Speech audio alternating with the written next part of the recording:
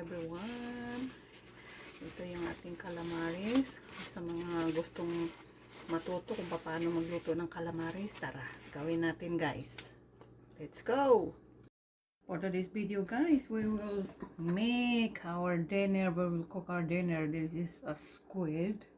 We will make a calamaris for this. Alright, so I want to chop first before I want to shoot it. Wanna add that salt. This is garlic salt guys. I always use garlic salt for any cooking because it's nice. And of course that black pepper. Yan.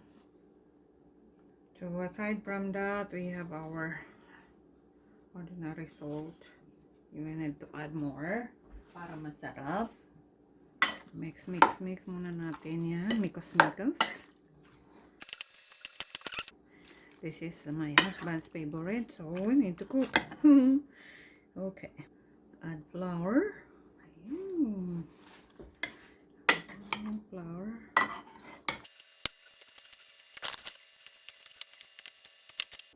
Okay.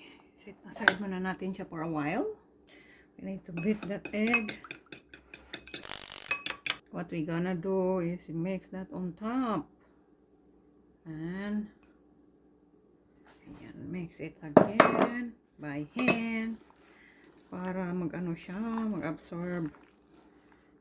Ang sarap ng pagka naghalo na yan sila. Yan. Ganyan lang siya guys. So that is ready for fried. Okay. Okay. So this is about right. Ayan.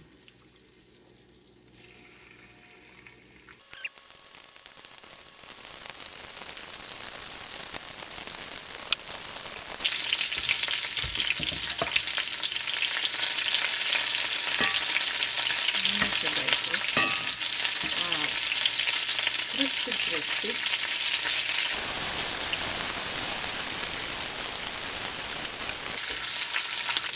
Okay, so this is about right. Madali lang gawin yung calamaris natin guys. Ang yummy oh. Kailangan may tissue kasi para ano. Ayan yung ating